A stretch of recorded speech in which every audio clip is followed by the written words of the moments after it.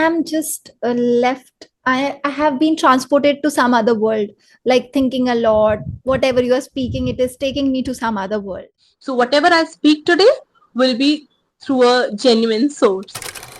Good evening. How are you? Hi, Rita. Good evening. A very good evening. I'm good. What about you? How are you doing? I'm doing absolutely fantastic. I'm really glad to see you here with me today. Same And I would like here. to Same here. inform my viewers and my learners today's episode is going to be one not an ordinary episode. It's certainly a different kind of episode. Why? Because today we are going to talk about something that's entirely different. We haven't spoken about it before this. So, guys, the name I would like to give to this particular episode is a collective learning.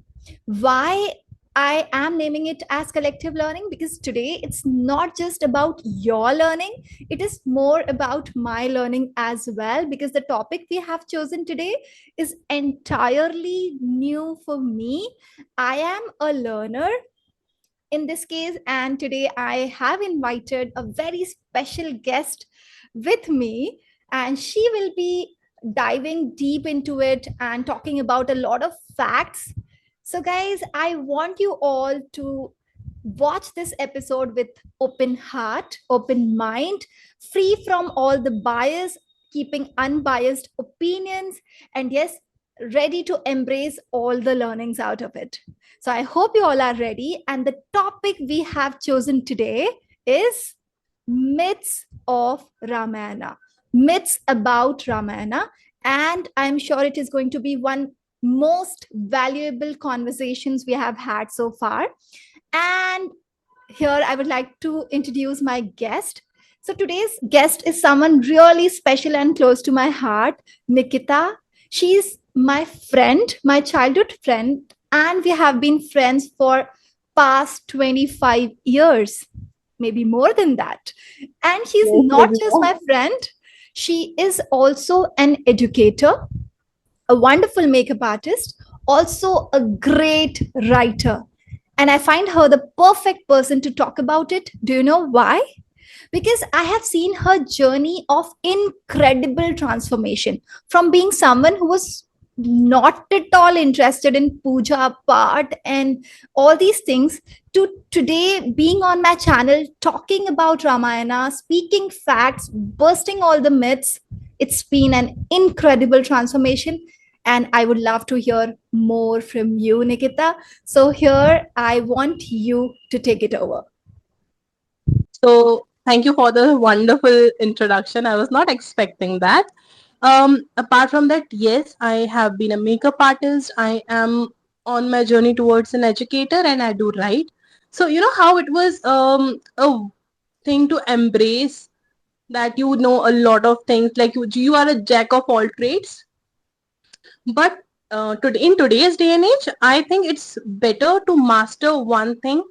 It's okay if you know a lot of things, but you should master one thing that would actually get your living, will actually help you earn a livelihood. Because at when we were growing up, we had like very limited means, but today there is everything is out there, and you have the access to everything. So it's better to master one thing than to be a jack of all trades. secondly Couldn't agree yes we'll more. be Secondly, yes, we'll be talking about Valmiki Ramayana here, because whatever knowledge we have about Ramayana is through the serials that we have watched. I don't know how many of us, like, there will be not even 10% of the generation today, even the prior to it, had the choice of actually reading it, because they were more like our parents' generation was more about actually earning a livelihood for us. Secondly, we never actually invested our time and energy because of a lot of things that were told to us which were not true. And whatever knowledge of the scriptures we had, first of all, we called it a mythology, which is not true. It is a history. So whatever Right. knowledge we had was through the daily soaps that were, you know, that were created back then. So a lot of things were added. was subtracted. So yeah. All right. So first, my first learning is, as you mentioned, it's not mythology, it's history. Am I right? Yes, Great it's lesson. history. And what am I talking about is like these are not things that I have made up. I read a book by Emmy Ganatra. She has written Mahabharat Unraveled, and then she has written Ramayana Unraveled, in which she has actually covered Valmiki Ramayana, not Ramcharitramanas, not the serials that we watch. She has actually translated, or you can say she has written her like the Ramayana, the Valmiki Ramayana.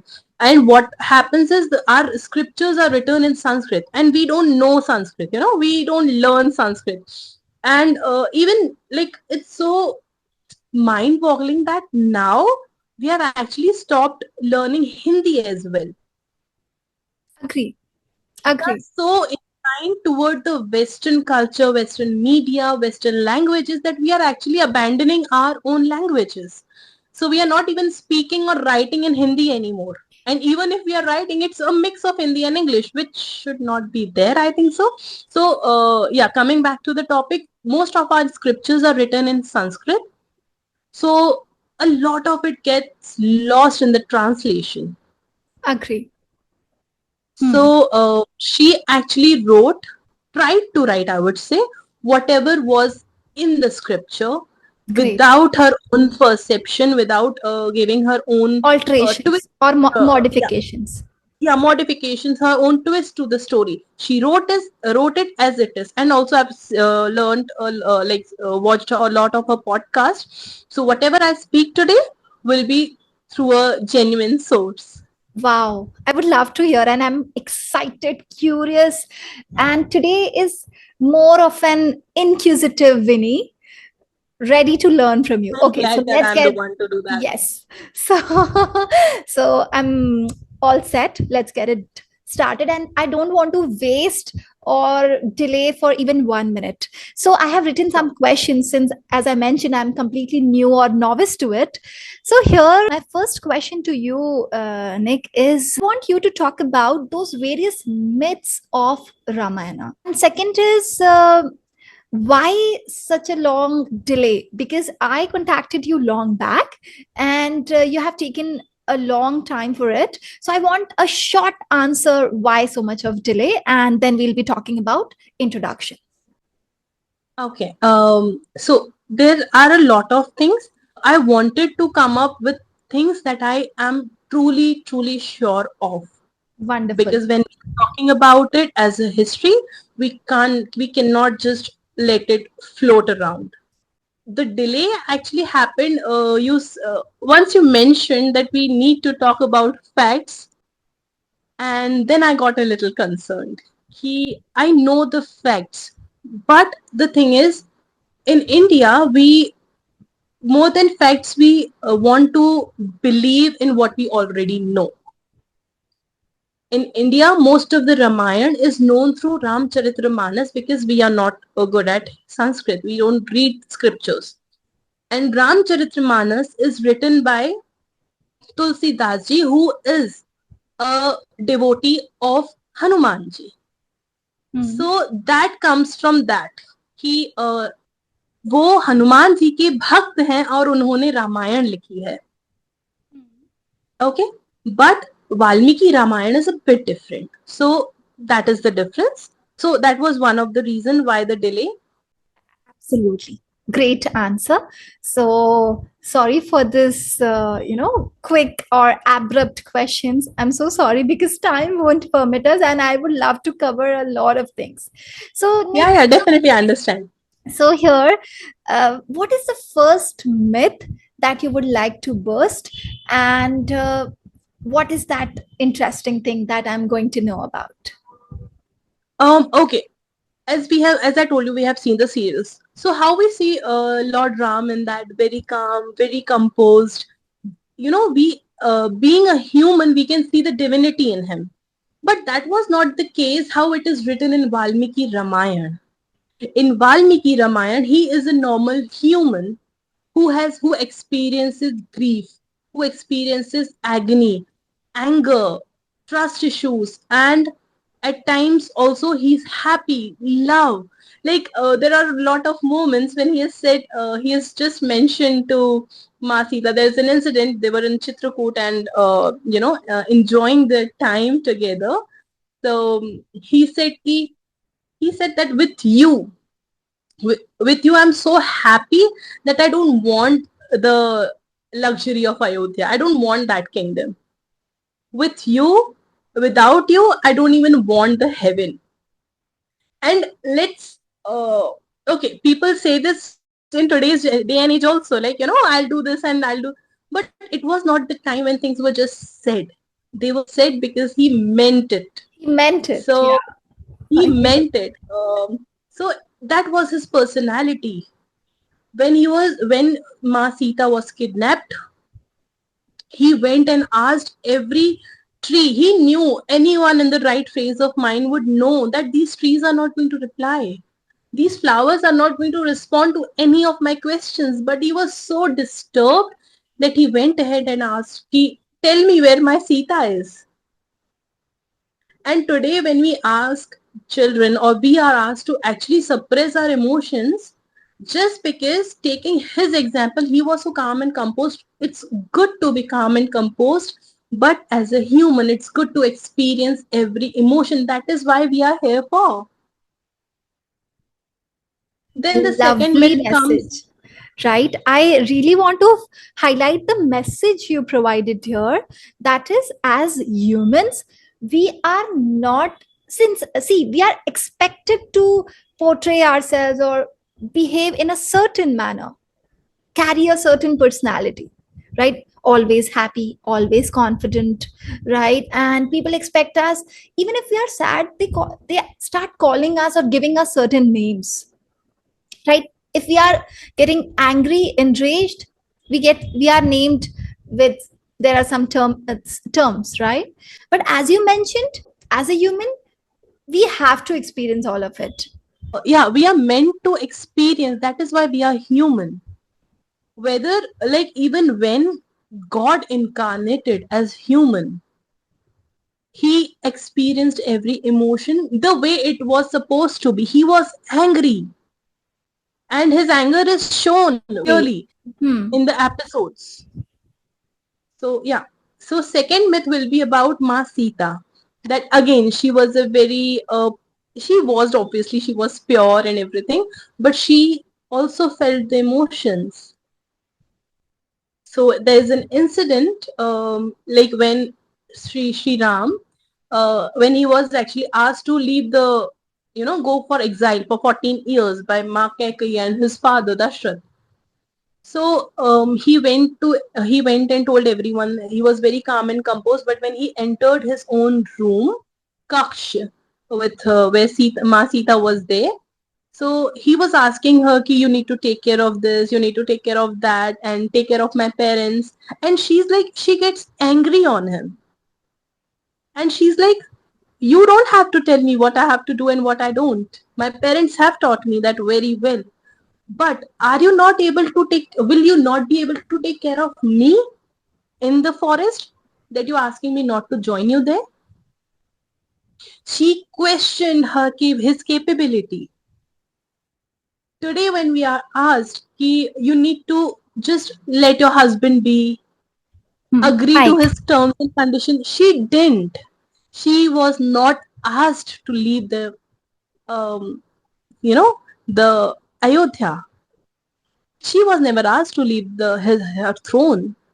Even she was given, like, the Maharshi there, he asked her to take the throne on his husband's behalf. But she chose forest, the tough life. But her take was, if I am not with my husband, I want to be with my husband in whatever conditions. But given he has to take care of me in whatever situation. Wow. So she knew her boundaries, she knew how to raise her opinion, and she was respected for that. And now, when we talk about the first thing, what got me into this entire spirituality, or you say the scriptures was, we were always taught that Sanatan Dharma is very patriarchal, and that was the reason I never actually got invested into it. But then how can we have such fierce, no Durgas, and still call us patriarchal? So that is how I got into it. And then being respected for voicing the opinion, where girls today are bashed about it. As you mentioned, the anger is taken very negatively, especially for women. I was once told, I'll just share a personal experience. I told someone ki this person, the male, talks very rudely to me at times. And she's like, he's a male, he's allowed to. This came from a very elderly lady. And when I do the same, I'm not. Just because I'm a female. That was not our dharma. So keeping your opinion, raising questions was always granted. And when Sita did that, Ma Sita did that, she was appreciated. She was respected for that. Agree. Wonderful. All right. See, uh, yesterday, I was having a discussion with my meditation trainer. Okay.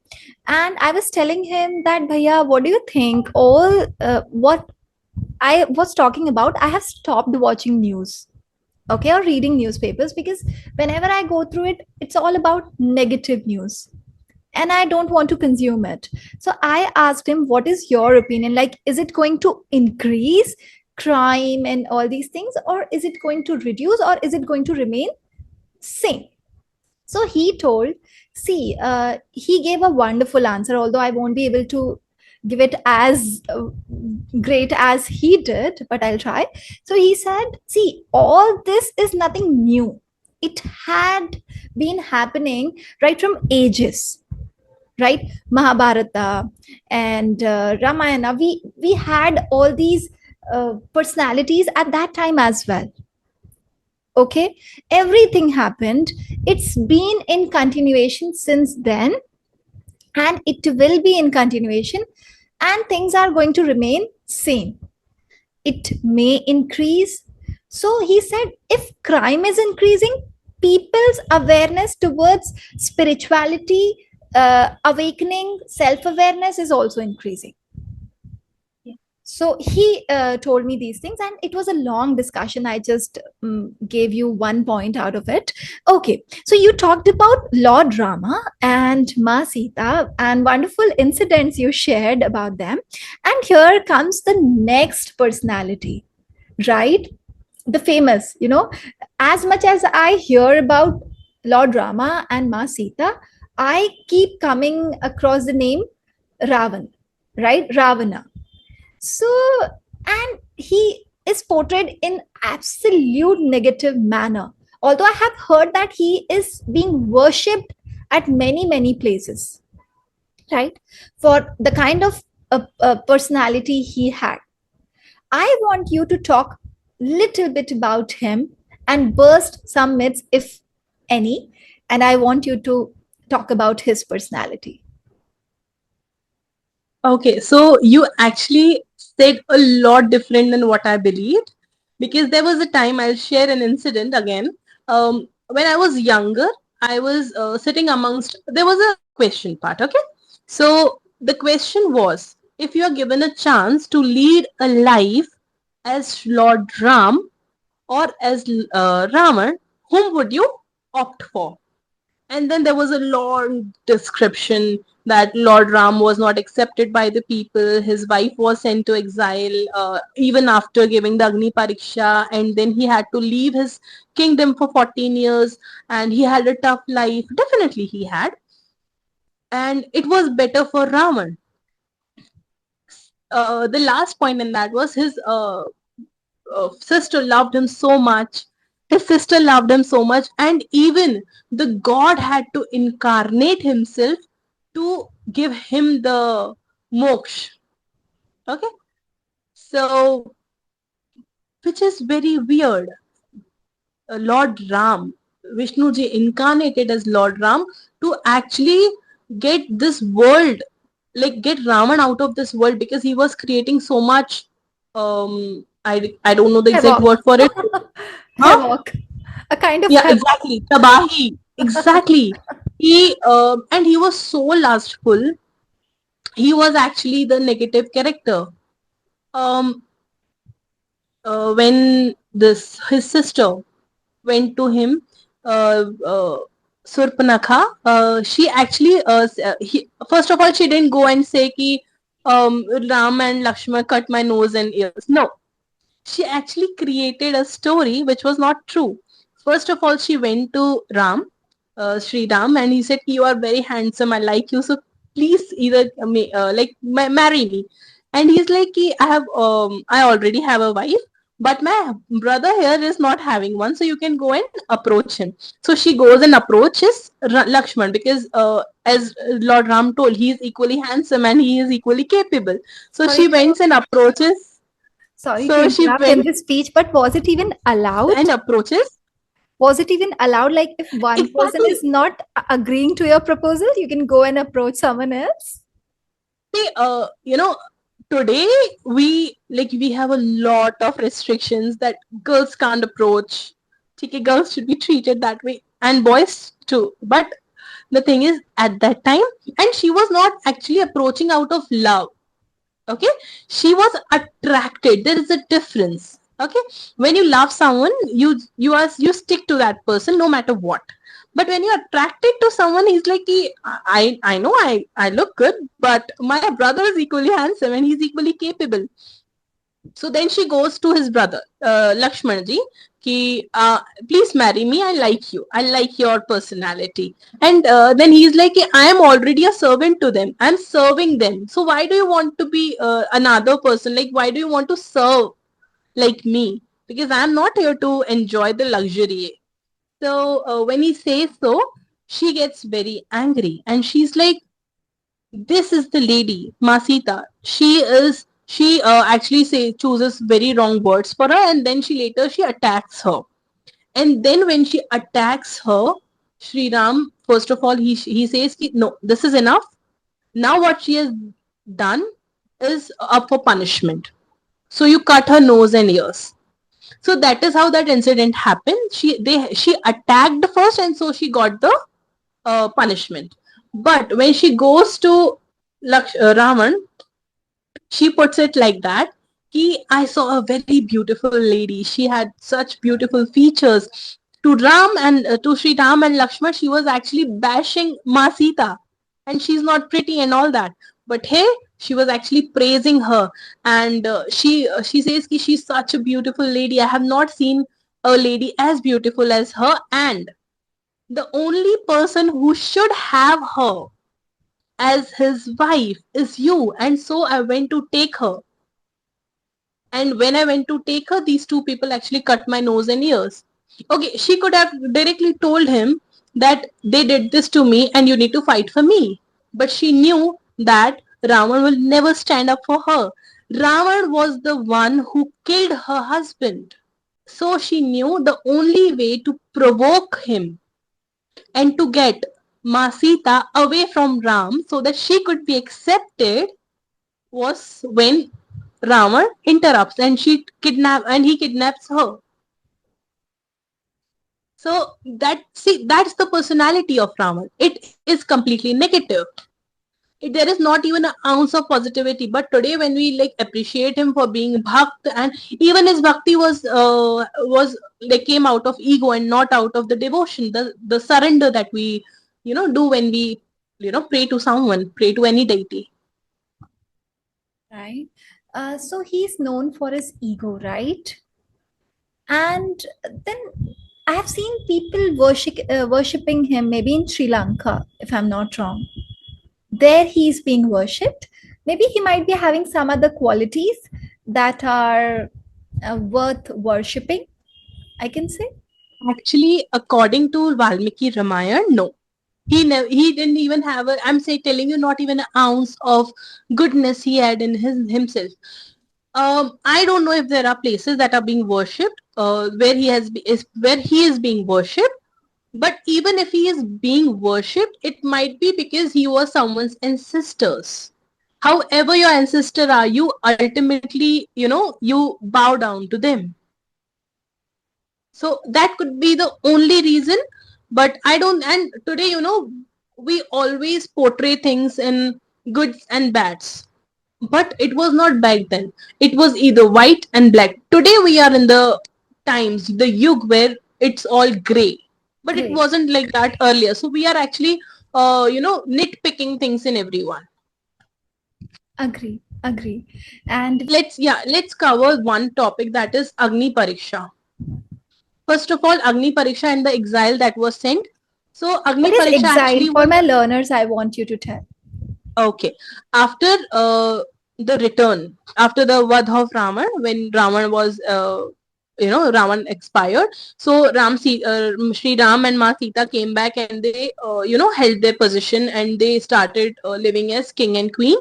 So later on, due to, everyone was talking about the purity of Ma Sita. So Lord Ram had to let go of her to the jungle, and so he is being questioned all the time by us that he is a patriarchal king and he left his wife, which is true. If you see it from our conduct, he should have stood up for his wife. But he is not an ordinary person anymore. He is the king.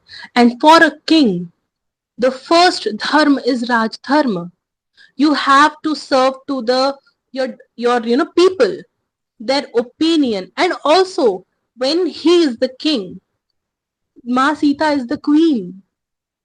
Like, would you, for example, even in today's day and age, when we see a minister who is being questioned, would you want to be someone like? Would you choose him as your president, prime minister, or your chief minister?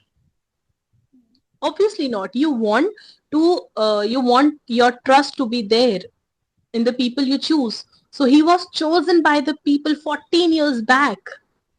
And now, when his queen was being questioned, he has to let her go. He had to let her go.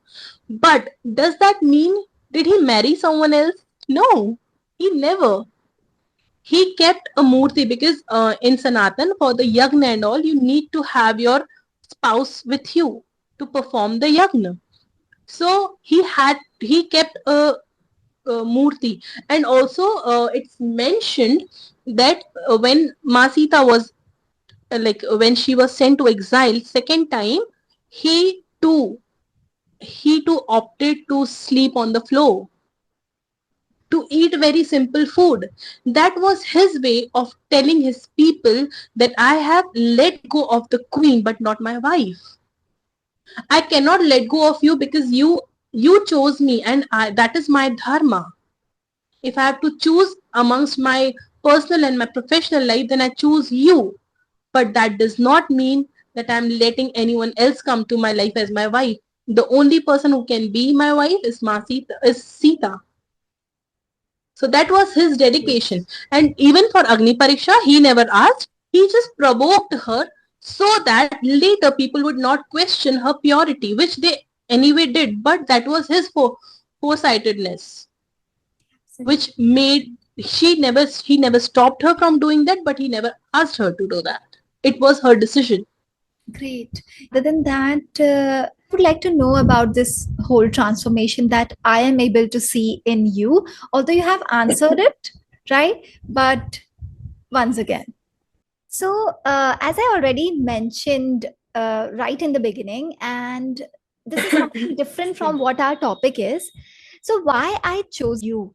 Because it's been 25 years and I have been knowing you for such a long time, and the kind of transformation I have seen is tremendous, right? From being a girl who was least interested, who was kind of who despised all this, right? And if not despised, who was quite nonchalant about all this. Means scriptures, puja part, worship. I have never seen you like that, but now you have become an entirely different person. So, what motivated you? What provoked you? What intrigued you? I would love to know a little bit about it. Okay, so yeah, I Yeah, there is definitely one thing that I would like to add.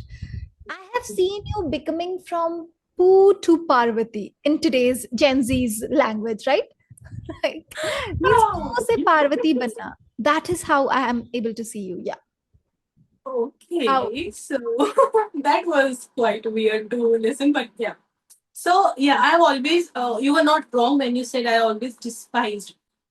First of all, if you call me a feminist, I won't be offended because in today's time, feminist feminism has become a very, you know, it has become a very wrong word, but it's not. And if you call me a feminist, I'll be happy to hear that. So, being a feminist from the age when no one actually knew this word, I always thought that Ramayana or Mahabharata, for that matter, or even the Sanatan Dharma, for that matter, is very patriarchal. We are not. We are not allowed to raise opinion. We are not allowed to, question our elders. But that's not true, and that I actually learned quite late in life. I i really wish I knew these things before. We I went to a, like, you all, you say that why should you visit a temple, but my journey began when I visited a temple. I visited Mahakal, in Ujjain, and I was my about to journey say began that. there. Sorry to interrupt, but I was about to say that because I was there, right? See how the turn of events happened. You and Navisha were the confirmed people. In I was like completely okay. We'll see if I go or not. But then later, you people could not join, and it was my calling there. My journey began there. My spiritual journey began there. But as I told, I have been a jack of all trades, so I get interested in certain stuff at a time, and then I go through the entire thing. That is how I am. So that is how I started reading about your or listening about the scriptures, and then my point of view regarding the scriptures changed. It is not patriarchal. It's actually not, neither it's matriarchal nor it's patriarchal. It has given equal respect, opportunities, choices to both, whether it's male or female. We were not told about it. We were made to believe that it's patriarchal. And that is why, for the longest time, but also for the, for the most number of people, Sanatan Dharma or Hinduism is still patriarchal. We function because of a lot of changes that have happened over the course of 5,000 years after Mahabharata, but it was never like that. So, the Panch Kanya that we talk about, in which there is Ma Sita and there is Draupadi, there is Ahilyabai. So, especially talking about Ahilyabai, she made a mistake. She cheated in her relationship, but still she is considered as Panchkanya. I'm not justifying cheating, but I'm saying what comes later is even bigger. Are you ready to take prashchit and, to, whatever you have done? Are you ready to accept and work over it? That is what our scriptures teaches us. It's, you are human, you are bound to make mistakes. But are you ready to accept that you have done a mistake and you are okay rectifying it ahead in your life? Yes, we are. So the most human one can be is when you learn our scriptures. So that is how the change is, the shift happened. I remember the day when I saw your Mhm. post regarding ordering those books. If I'm not wrong, it was during COVID, right? I Yes, yes, asked you yes. for the same, like, what is it about? How is it going? How is your reading journey going? I still remember that day. So, because you posted that entire bundle that you ordered of all these books, right? And I think that is when your journey started, that your reading Yes, journey. yes, yes. So, No, I. Wait. Yeah, I actually started. Yeah, during COVID, I actually started reading because I wanted to take up another, you know, another hobby. Hmm. So I actually started reading, but what I ordered then was fictional. It Hmm. was related to Sanatan, but was fictional. I ordered Akshat Gupta's trilogy, but later, after the visit to Mahakal, then I ordered Amy Ganatra's books, Mahabharata Unraveled and Ramayana Unraveled. Wow. Okay. So this is what we should read, right? And just one thing I want to mention. See, whatever incidents I mentioned, how much efforts has a male put in? I'm not saying females don't, but today we are asked कि लड़के हैं ऐसा करते हैं, but it was not the case then.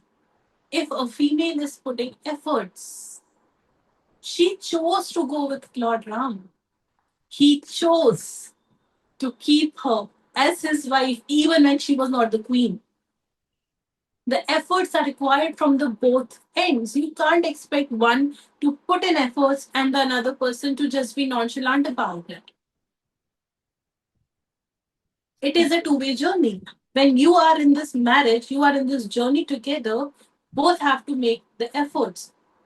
That's okay. Someone will make 50% at times and another person will give 30%. Or someone will give 80% and another person will give 20, and then later the person has to, you know, give 80% to comprehend to compensate for the 20%. But you can't expect just one person to give all the 100% and then other person to be just okay, I'm there. Hmm. Just That's there. not how it Just works. there. I'm there. Just No, there. I'm just there. It's just an Yeah, exactly. existence, right? Nothing more than that. And moreover, it won't last long, I think. It won't last But long. that is what you like. That won't last long. You know that. But at times, what happened? It lasts for life. Like for entire life. A person gives everything to that relationship, but first of all, losing their own self. Secondly, ultimately, just accepting it as fate because it happened.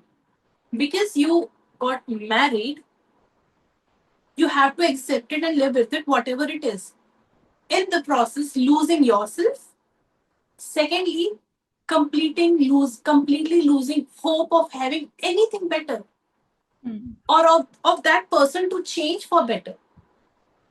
And ultimately, just living a monotonous life or just, living a life where, again, the second person is just there and you started living like, these are my responsibilities, I have to do this, and I'm just there.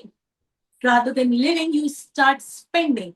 Even I would like to know more about Agni Pariksha and many other characters, although time won't permit us. But before we wrap up this episode, I am just left. I have been transported to some other world, like thinking a lot. Whatever you are speaking, it is taking me to some other world, right? And these are the topics we need to discuss deeply, right? Okay, so one message I want you to give to today's youth or all my viewers, uh, and what message do you have for them? Actually, I'll say I have two messages. The first one would be I doesn't matter where you come from, read Indian scriptures to their original form, learn Sanskrit and read scriptures. That would be the first message. The second message will be these scriptures are history. They happen, but we always learn from history. Even if you don't belong to Hinduism, these will teach you, this will give you a way to life. Wonderful. So Yeah. these will be the two takeaways from this video, I think, for your Wow. learners. Great.